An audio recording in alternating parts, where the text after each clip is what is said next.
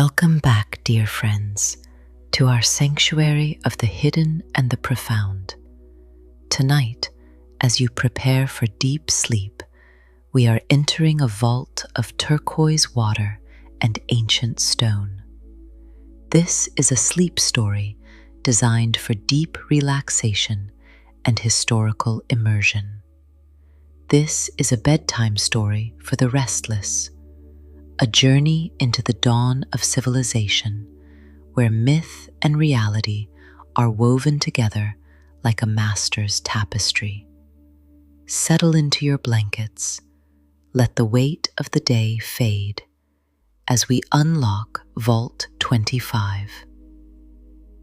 Imagine, if you will, walking through the cool, silent corridors of our museum.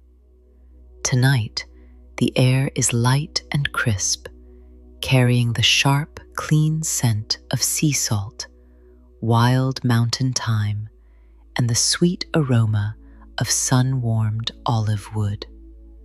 We are standing before a door carved from ancient cypress, its surface worn smooth by the touch of thousands of years. In the center of the vault, resting on a pedestal of rough limestone, is a small clay tablet. It is etched with a script that no modern human has ever been able to read, a language of lines and symbols known as Linear A. This is our key. This is a fragment of a world that vanished long before the Greeks built the Parthenon. A world of sophisticated palaces, elegant priestesses, and the terrifying shadow of the bull. Tonight, we are traveling to the island of Crete in the year 1700 before the Common Era. We are going to explore the Minotaur's Labyrinth, the sacred secrets of the Palace of Knossos. Let us begin our meditation on the House of the Double Axe. 1. The Island of the Deep Blue, Ancient Crete.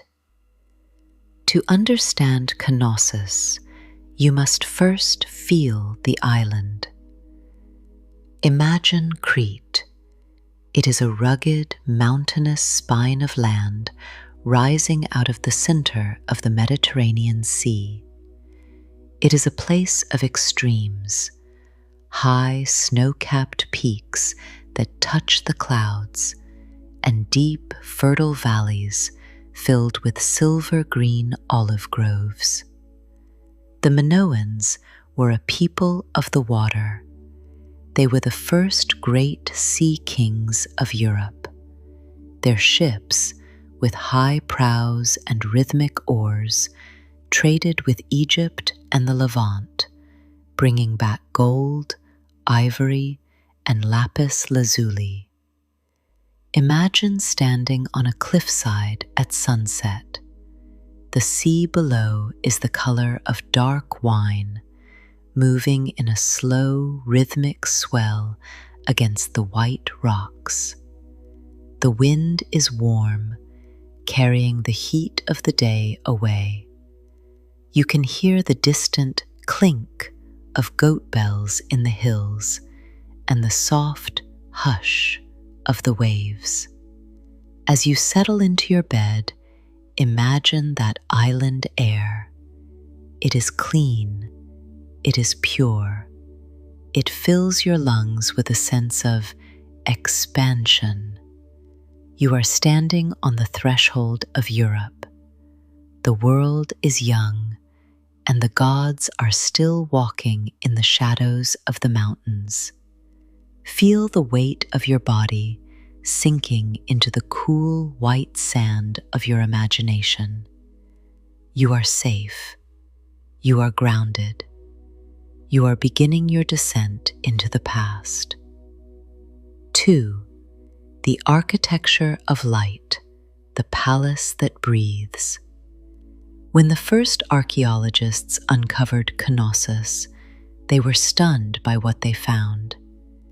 It wasn't a fortress, it was a masterpiece of luxury. Unlike the grim, walled cities of the mainland, Knossos had no defensive walls. The Minoans trusted the sea and their navy to protect them. The palace was an open, sprawling complex covering 6 acres, a forest of stone and wood that seemed to breathe with the island. Imagine the rhythm of the architecture. It was built over multiple levels, with staircases that wound like serpents and corridors that led into unexpected courtyards. This is where the legend of the labyrinth began. A stranger entering the palace would find themselves lost in a maze of 1,300 rooms. But it wasn't a dark maze. The Minoans were masters of light wells, vertical shafts that cut through the center of the building, allowing the sunlight and the cool sea breeze to reach even the deepest rooms on the ground floor. Think of those light wells now. Imagine a shaft of soft, golden sun descending through 3 stories of stone, illuminating the dust motes in the air. The walls are painted a vibrant terracotta red, the signature color of Knossos. As you breathe in and out, imagine walking through one of these corridors. The stone beneath your feet is cool and polished. The air is moving gently around you, kept fresh by the clever design of the ancients. You are moving through a space of intelligent beauty. Everything is designed for your comfort. The palace is holding the light for you. 3. The House of the Labyrinth, the sacred axe. The word labyrinth comes from an ancient word, labris, which means the double-headed axe. All throughout the palace, carved into the stones and painted on the walls, is the image of the double axe. It was the most sacred symbol of the Minoans, representing the power of the earth and the cycle of the moon. Imagine the central courtyard of the palace. It is a vast, open space of golden limestone. At the north end stands a massive pair of stone horns of consecration, a stylized image of the bull's horns that frames the mountains in the distance. This was a civilization that worshipped the feminine. Their lead deity was a great mother goddess, often depicted holding 2 serpents, representing her control over the earth and the underworld.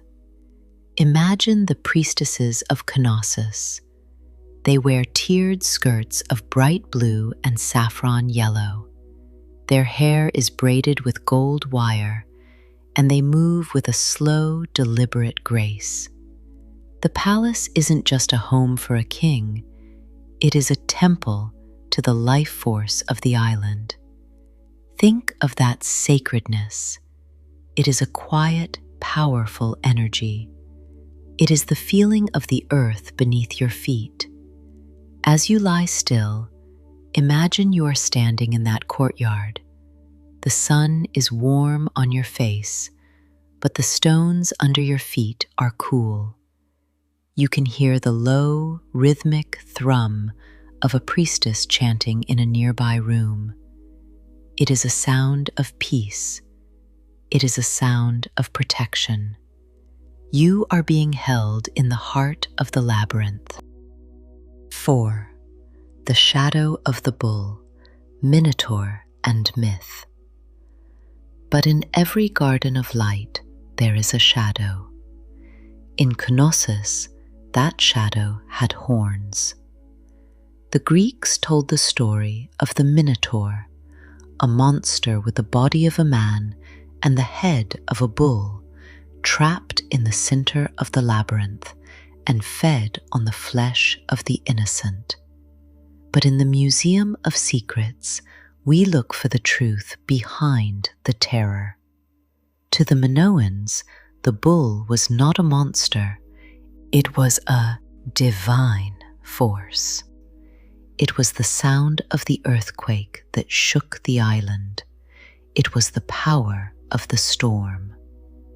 Imagine the most famous spectacle of the ancient world, bull leaping. This was not a bullfight. No blood was shed. Instead, it was a sacred dance. Imagine a massive, powerful bull charging across the courtyard. A young acrobat, male or female, stands perfectly still in its path. At the last possible second, they grab the bull's horns and use the animal's own momentum to somersault over its back, landing gracefully behind it. Think of the precision of that movement. It is the ultimate act of trust. The leaper isn't fighting the bull, they are moving with it. As you prepare for a deeper sleep, let that image stay with you. You are the acrobat, and your thoughts are the bull. You don't need to fight them. You don't need to stop them. You only need to move with them, using their energy to lift you into a state of weightlessness.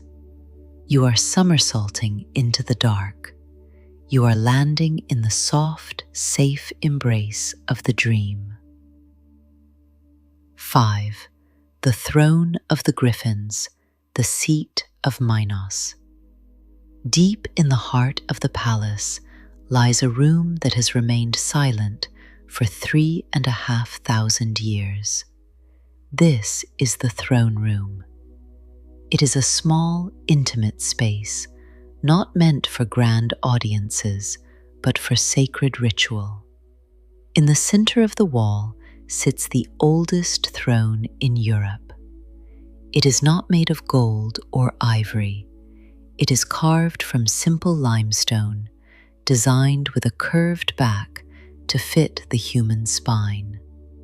On either side of the throne, the walls are painted with magnificent frescoes of griffins, mythical creatures with the body of a lion and the head of an eagle. But these griffins have no wings.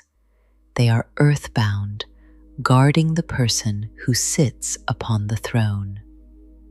Opposite the throne is a lustral basin, a sunken square of stone used for ritual purification. Imagine the scent of the water in that basin. It is mixed with oils of myrtle and rose. Think of the stillness of this room. The ceiling is low.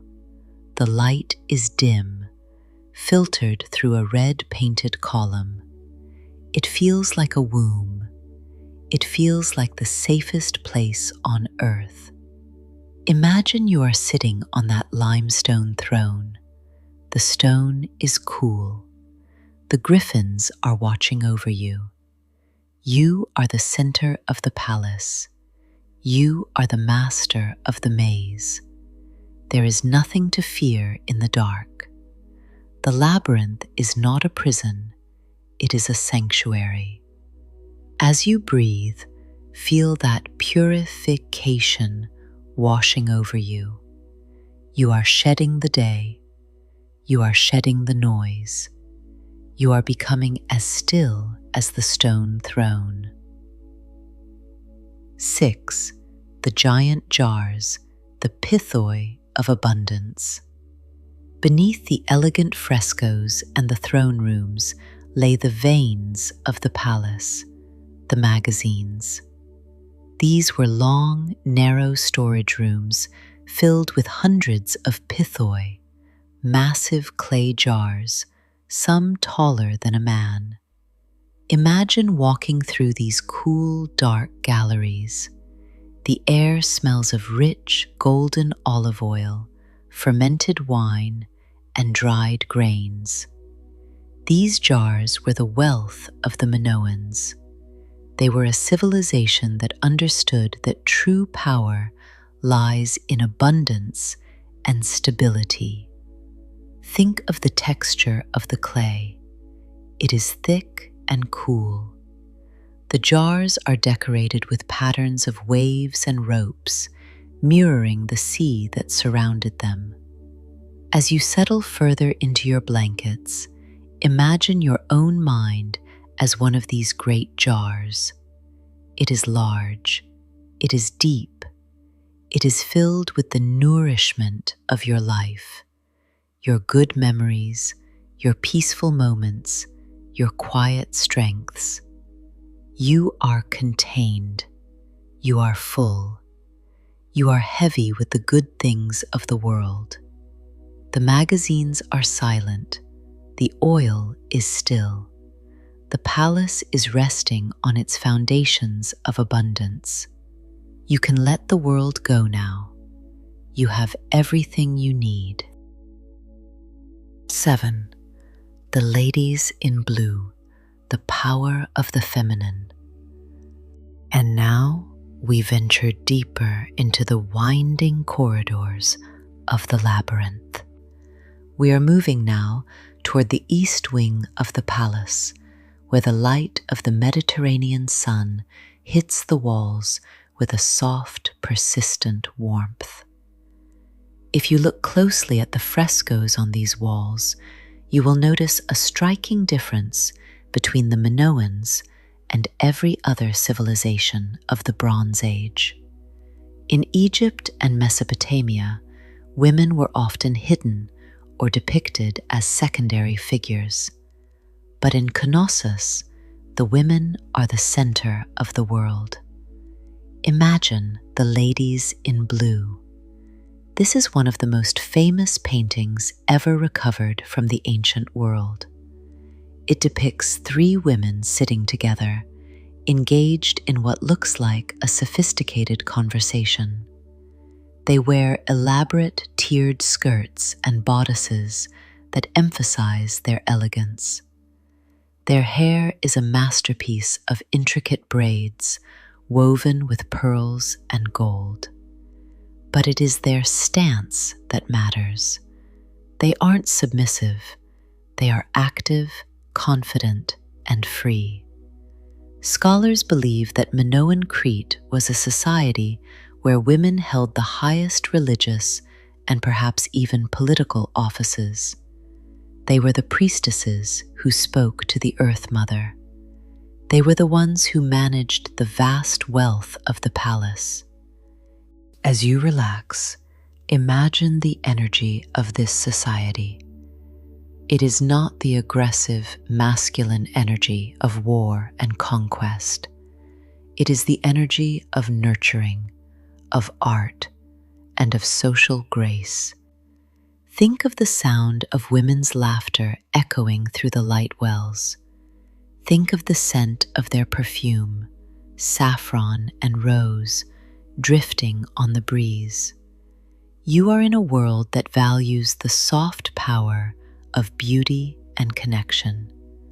Let that sense of grace settle over you. You don't need to fight for your place tonight. You are already in the heart of the home. 8. The fluid city, the mystery of Minoan plumbing. We often think of the ancient world as primitive, but Knossos was a city of the future. As we descend into the lower levels, we find the vents of the palace. The Minoans were obsessed with water, not just as a sacred force, but as a practical necessity. Thousands of years before the Romans built their famous aqueducts, the people of Knossos had mastered the science of hydraulics. Imagine the terracotta pipes running beneath the stone floors. They were shaped like parabolas, wider at one end than the other, creating a vacuum effect that kept the water moving and prevented sediment from building up. They had flushing toilets. They had complex drainage systems that separated rainwater from sewage. They had deep stone bathtubs where the royals would soak in water warmed by the sun. Think of the flow of this palace. It wasn't just a static building, it was a circulatory system. Everything was moving. Everything was being cleaned. Let that image of circulation enter your mind. As you breathe, imagine your own body as a palace of light and water. Your breath is the sea breeze moving through the open windows of your lungs. Your blood is the warm, steady flow of the ancient pipes, carrying life to every corner of your being. You are a masterpiece of engineering. Everything is working exactly as it should. You are in a state of fluid peace. 9. The eruption of Thera, the day the earth moaned. But even the most sophisticated palace cannot survive the anger of the earth. In the year 1600 before the Common Era, the island of Thera, now known as Santorini, exploded. It was one of the largest volcanic eruptions in human history, 4 times more powerful than the eruption of Krakatoa. Imagine the day the sky turned black over Crete. The sun was swallowed by a cloud of ash that stretched for hundreds of miles. The air became thick and sulfurous, and the ground began to vibrate with a low, terrifying hum. Then came the water. A tsunami, over 50 feet high, slammed into the northern coast of Crete. It destroyed the Minoan fleet, the very navy that protected the island. It flooded the ports and sent a wall of water into the valleys. Knossos, sitting safely inland on its hill, survived the initial wave. But the world had changed. The trade routes were broken. The abundance was gone. The shadow of the bull had finally fallen. Think of that vibration now, but let it be a gentle one. It is the sound of the earth breathing. You are safe on your own hill. The storms of the past are over. The ash has settled. The water has receded. You are the survivor. You are resting in the silence that follows the great event. The world is quiet now. The palace is still. 10. The Reimagining of Knossos, Sir Arthur Evans. The Knossos we see today is not just an ancient ruin, it is a work of imagination. In the year 1900, an English archaeologist named Sir Arthur Evans began to dig. He didn't just want to uncover the stones, he wanted to resurrect the spirit of the Minoans. He used concrete and bright paints to rebuild the columns and the frescoes, creating a version of the palace that some call Art Nouveau archaeology. Some historians criticize him for overdoing the reconstruction, but Evans understood something profound. He knew that the human mind needs to see the glory to understand the loss. Imagine Evans standing in the courtyard at sunset. He is surrounded by his recreations. He sees the red columns and the blue dolphins, and for a moment, the 3,000 years between him and the Minoans vanish. Think of that bridge across time. You are doing the same thing tonight. You are reconstructing the past in your mind. You are choosing the colors. You are choosing the light. It doesn't matter if it is 100% accurate. What matters is the feeling of continuity. You are part of the long line of people who have looked at these stones and dreamed of paradise. You are the architect of your own memory. The palace is as bright and as beautiful as you want it to be. 11. The secret of linear A, the unspoken language. We return now to the clay tablet in our museum vault. This is the script known as linear A. We can see the characters clearly, the lines, the circles, the symbols of wheat and wine, but we have no idea what the words mean. Unlike the later linear B, which was a form of early Greek, linear A belongs to a language that has no relatives. It is a silent voice. Imagine the scribes of Knossos sitting in their small, sun-drenched offices. They are pressing their styluses into the wet clay, recording the taxes, the religious offerings, and perhaps the poetry of their people. There is something deeply peaceful about an unreadable language.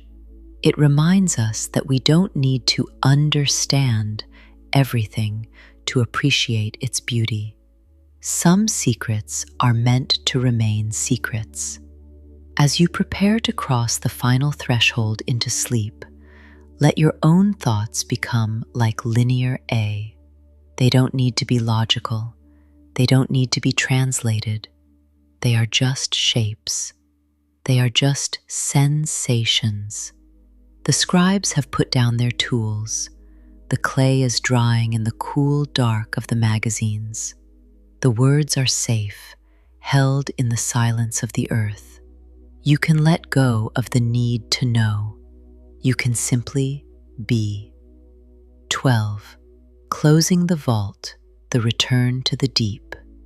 It is time to leave the island of Crete and return to the stillness of our museum. We walk back through the labyrinth, but this time the path is clear. We aren't lost. We are home. We pass the throne room, the light wells, and the great jars of oil. Everything is in its right place. We reach the door of ancient cypress. We step through, and the scent of sea salt and wild thyme begins to fade, replaced by the neutral, safe air of our corridor. We hear the heavy, rhythmic thud of the vault closing. Vault 25 is sealed. The corridor of the museum is dark. The red columns of Knossos are now only shadows in your mind. The bull has stopped charging. The priestesses have finished their songs. The labyrinth has taught us that even the most complex maze has a center, and that center is stillness. You have found that center tonight. You have moved through the corridors of history and found the sacred secret of your own peace. You are weightless. You are silent. The Aegean Sea is a distant hush in your ears. You are sinking into the cool limestone bed of the past. And so, dear friends, we leave the Minotaur's labyrinth and return to the world of the present. We carry the azure of the sea within us, the terracotta of the palace walls, and the silent, rhythmic pulse of the ancient island. The labyrinth has taught us that every maze has an exit, and every journey into the past brings us closer to ourselves. As you drift off, feel the ancient light surrounding you.